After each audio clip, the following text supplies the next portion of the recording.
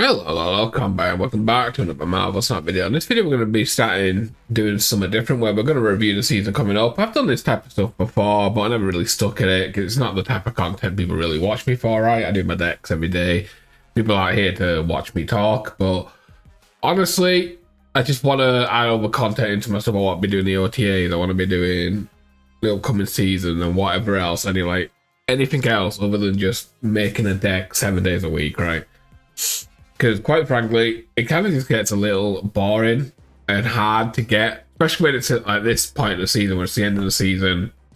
I've done everything this season, so it gets a little awkward. So we're going to quickly look over the new cards, talk about them, try and think about any type of decks that go in. Honestly, I will straight up, I have barely looked at these cards, so some of them will be like just my reaction to them now and actually thinking about it. Like I've seen the cards, but I've never really thought about them. Like some of them, like this one, obviously I thought about this one because this is the season pass. It is a free. The image doesn't show free too. I just couldn't find a free image and I couldn't be bothered changing it.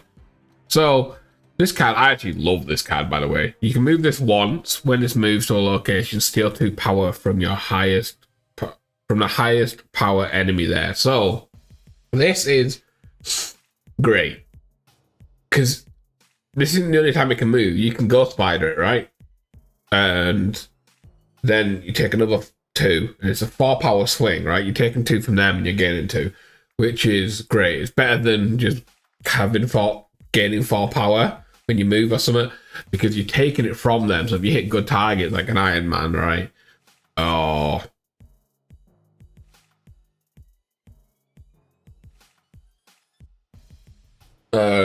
Carter, that's the one. My brain just went completely blank then. It could be really good. So I love this card. Where it's gonna fit, it'll go in. Obviously, got to move stuff, right?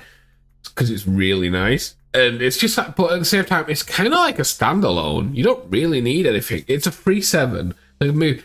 I don't know if you remember the Nocturne days, right? Where Nocturne just kind of was the go-to free drop, just fitting decks. I think this is where this will fit in. This is going to be a super flexible free because it's a movable and it's a free 7 if you move it, right? They just nerfed Mercury, so you're probably going to see less of Mercury instead of being everywhere. So I feel like this card will obviously perfectly fit and move, but I feel like it's going to move out there. You can even put it in some toxic decks, right? I'm not sure you need it in there because you've got the negative power theme. But yeah, I think this is just going to be super flexible. It is a season pass card, right, if I'm not mistaken, yeah. I can't remember really what these are, so I might get some of them mixed up, but we'll see. Anyways, yeah. So I think this card's going to be really good. I think it's going to be one of the best cards of the season, at least like this early on. Me just thinking about it and quick looked over the card, like because I watched the dev video. But we'll review them at the end and see what I think. Anyways, next card, Man Spider. On reveal, merge the last card you played into this, then merge this. This is interesting. You know, if you've watched my content before, you know that I hate 5 costs, and I just think I completely do. All right? So I just don't. I can never really see 5 costs popping off. But the fact that this merges into Man Spider, right? So you're not merging into the other card and doubling the power. So you can't like use this on Nimrod and then destroy the Nimrod, right? Because it's becoming the Man Spider, so you take rid of effect. I believe in the video it showed it using it on Red Skull. So I'm not sure. I feel like it's an interesting card, but I'm not sure where it's really gonna fit, because it is nice to get a big power, but it's also a 5. I guess it could go in just Red Skull stuff like they showed in the video, right? Where it's putting it with Red Skull, because you are getting a lot of power down there, right? You could easily play a Mary and then play this on the next turn and merge it and take the Mary effect away, right?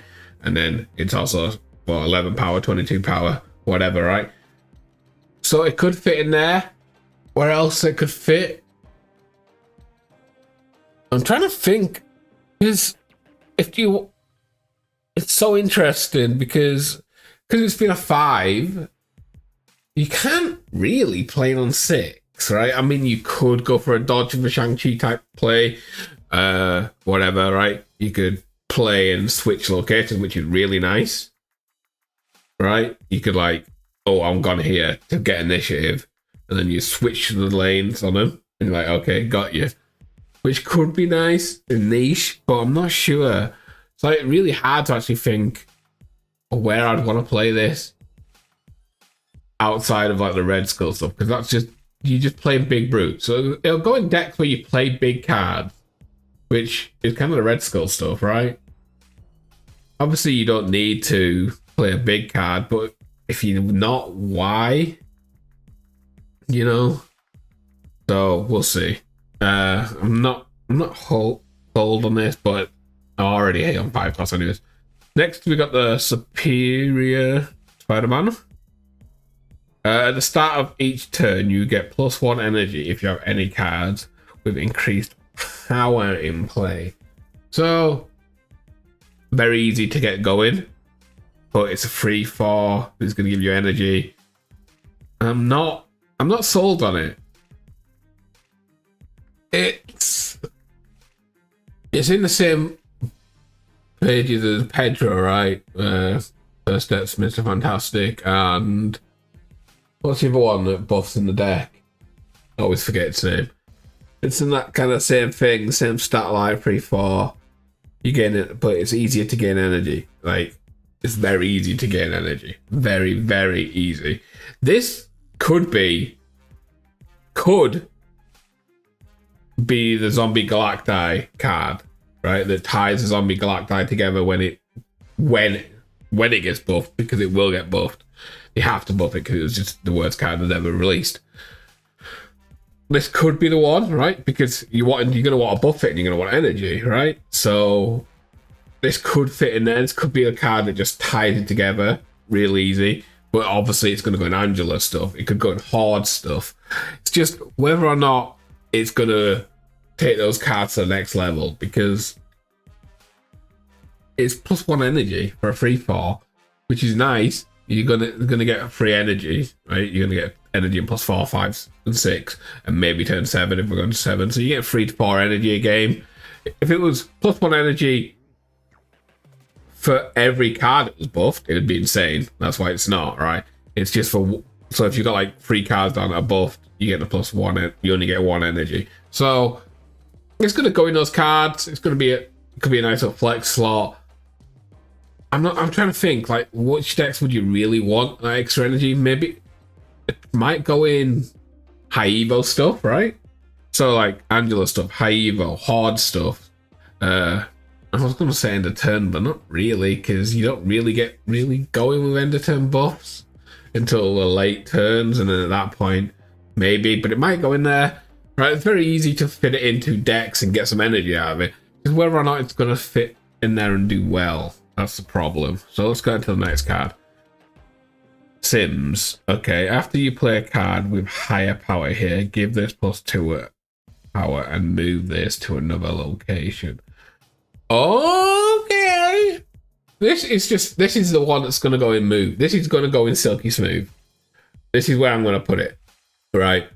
Because it's very easy to put Silk on top of this straight up, and then it's gonna move, and then I'll have someone else to play on top of it. So I can feel like getting in there, or just like straight up Scream move, maybe. Yeah, it could go into Scream stuff, right? Because you're gonna play like Polaris, you might play the 4/7 dinosaur thing, then you could play Cannonball, right? Like a Magneto or something like that. So it's gonna go in move. This is the card that's gonna fit perfectly into move, right? Outside of that, it could just be a flex one, but it's not as flex as the season pass card, because the negative power is real nice. This is going to be nice. It's going to feel like it could open up move to have some flex slots, right? I feel like this could be the card that pushes the move stuff over. I do think Silky Smooth is going to be interesting with it, because that's definitely something you can be flex on. right? So like you play a silk on this, it moves. Then you've got your miles cheap. You play your miles on it, maybe that moves, right? And then bam, it doesn't really matter after that. You've got it up to it's a 2/6, pretty good. And then you can also play late game, right? It gets you initiative in a lane.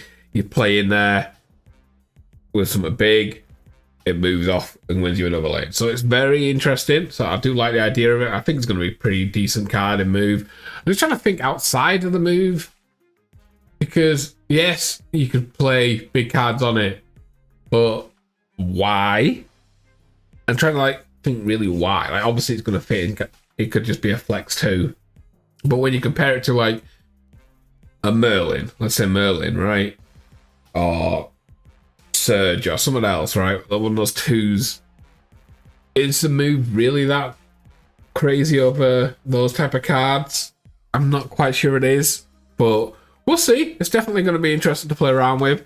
I am looking forward to it. It's going to be a fun card, and you know me, fun beats everything else. Now on to Noir. On reveal, if your other cards in play cost exactly 8 total, add the top card. This is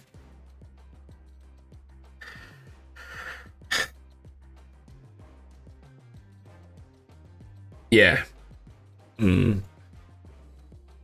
Interesting. I'm not trying to be nice to this card. I think this is going to be one of the weaker cards of the month. Definitely the weakest one we've looked at so far anyways. But it could also be really nice. It's exactly 8 cost. That's just,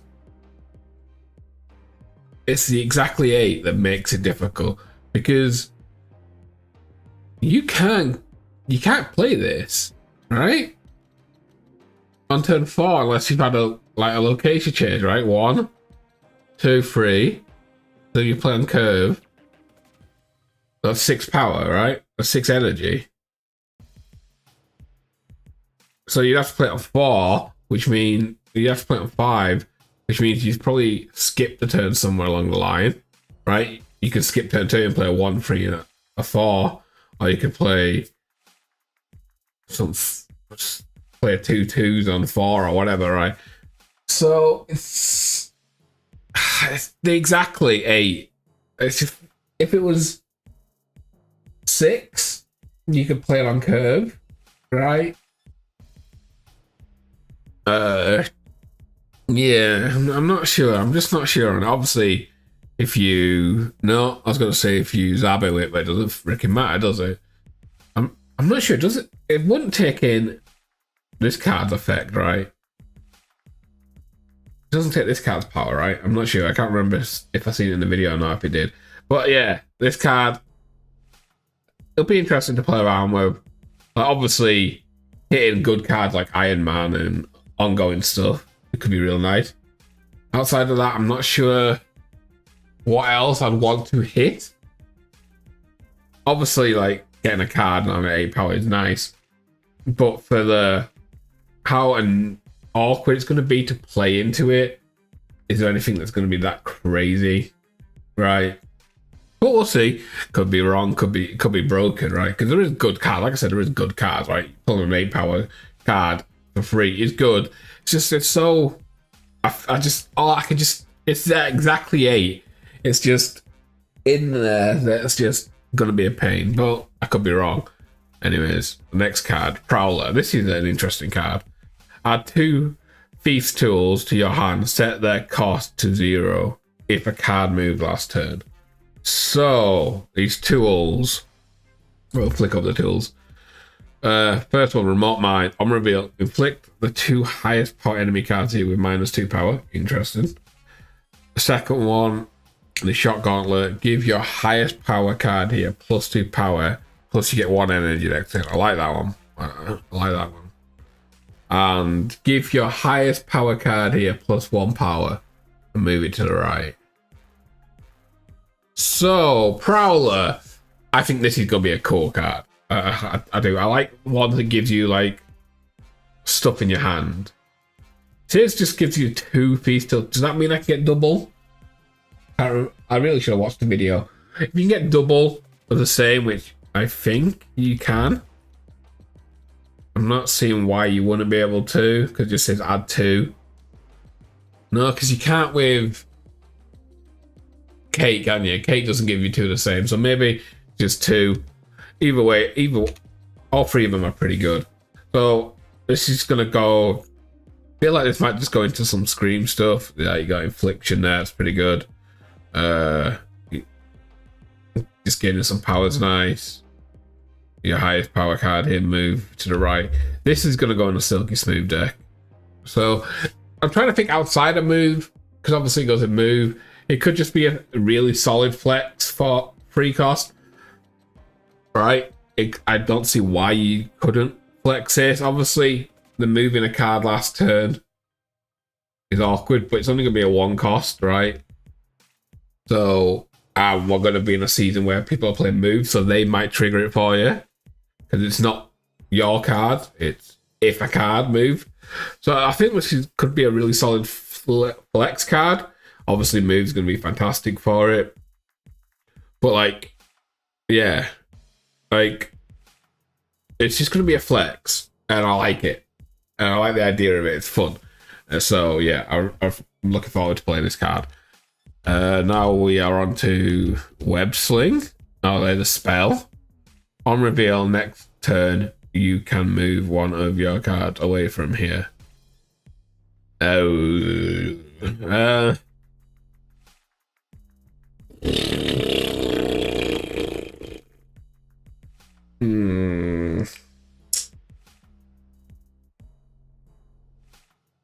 It's not exciting, is it? I'm glad it's a 1. If it was anything more than if it cost anything more than a 1, I think it'd be dead. And it might still be dead. I don't mind the idea of it. It's just a free move, right? Which is interesting. I'm trying to think what you'd really move it with, right? You'd obviously do it in like proper buff move stuff with Human Torch and Dagger and Vulture stuff, which is nice. Wouldn't go in the Scream stuff, it's not affecting the enemy. So it just goes in like move. It's gonna go in the buff move stuff with the Human Torch and stuff, right? It's gonna go in those, so it might fit in the Tribunal version of move. We'll see. But yeah, it's not exciting. It's just not getting me excited, right? It's kind of hard to think about it when it's not exciting. You could flex it, but it's taking up a slot in your deck. So why? I guess if you could put it in like I was gonna say you could put it in storm stuff, right? So you can put cards in locations and stuff like that, and lockdown stuff, maybe lockdown stuff. I'm trying to think outside of moves of like storm, war machine stuff, but then you're losing a big power card to this. Yeah, you know, we'll see. Maybe I'm just missing the obvious. It's just a decent flex. Chameleon. On reveal, copy the text of another card here you revealed this turn. So this is just... I feel like this was unnecessary. You know? I feel like we have this, right? In...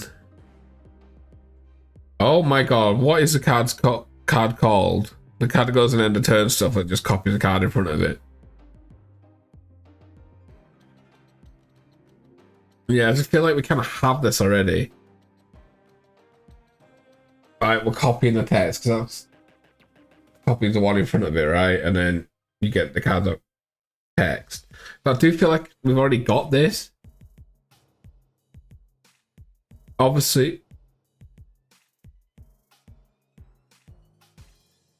it's another card. Here, 1 second. Okay, where was I with this card? Oh yeah, I was saying like we kind of already got this effect, right? With the card. My brain is just gone. You know which card I mean. Yeah, so I'm not that excited about this card. Obviously, it's a bit different, right? Because it's just copy the text, so you don't need to stack up, which is really nice. But like, you'd use it in the same type of decks, right? You'd use it for the end of turn stuff to copy them. Like, copy the text of another card here. You reveal this, so it's this turn as well. So you can't really stack it up. So obviously, copy and Surfer, that's probably where it goes, right? End of turn stuff, you can fit it in there as well. But would you really want to do that? You'd have to stack it in the same lane. Maybe 2 Habits on the last turn. Maybe, who knows? So, yeah. It's interesting, but I'm not like excited by it because we do have, it's Prodigy, that's the card. Freaking Prodigy, yeah. Prodigy, right? We kind of have it in Prodigy, and it just feels like another similar version of it. It's obviously going to get played in some, like, obviously copying, like, Victoria Hand stuff and stuff like that. It's going to be a way to do it, but it's because you've got to be the same turn. It limits it a little bit, so I'm not sold on this card. So, yeah, let's get on to the next card. Wait, oops. There we go. Deafening Horde. Inflict an enemy character here that costs 3 or less with -1 power and remove its text is interesting. Infliction card. This definitely goes in, like, this is a little bit better than the other 1-cost spell, right? It can go in toxic stuff. It can go in, like, maybe a screen move deck. Not that it needs to go move, right? It doesn't need to be move stuff. I was thinking of toxic stuff like Ajax stuff. With the 2 new spells, maybe we get a spell deck, a wizardy deck, but I'm not sure. Because it is a 1-cost you'd be growing, right? Nicholas, is it? It's a 1-cost, which makes it awkward. Not only can it get Shadow King, Shang-Chi, it can get Killmongered, Electrode even, you know, so maybe not. But yeah, the spells just don't interest me. I like the idea of spells being in the game, or whatever they want to call them. Right, I like the idea of them, but none of them are really exciting unless they come with a card, right? Just putting a spell in alone, it doesn't feel good unless it's something crazy and we just haven't had that yet. Right, so I'm not crazy on this card. And then the last card on reveal, set the cost of each deck's top card to 1. Trash. Right. Okay, this is the worst card of the season. This is just doo-doo. This is the best I can put it. It's just doo-doo. The 5 cost, which, you know, I already hate, I've already talked about. And setting the cat power to 1 isn't the end of the world, but also, who knows? You probably might not even hit it, might not even get it. They might not even play it. It might even be a bad card, right? They might not even care that you've hit it and set the thing. Obviously, you can set yours to 1, which, why?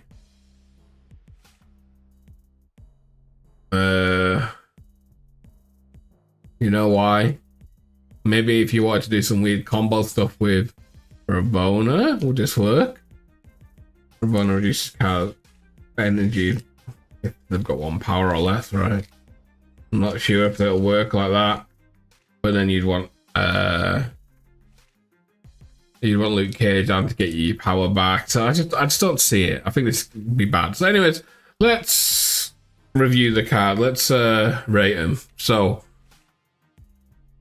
I'm gonna rate them in how I think they're gonna be, like power wise and fun wise, fun power, whatever you want to call it. Right, how I think they're gonna be, how I'm gonna rate them. Right, which is probably my fun. First, Spider-Punk. Second, Sims. I actually like the idea of this card. But we'll see.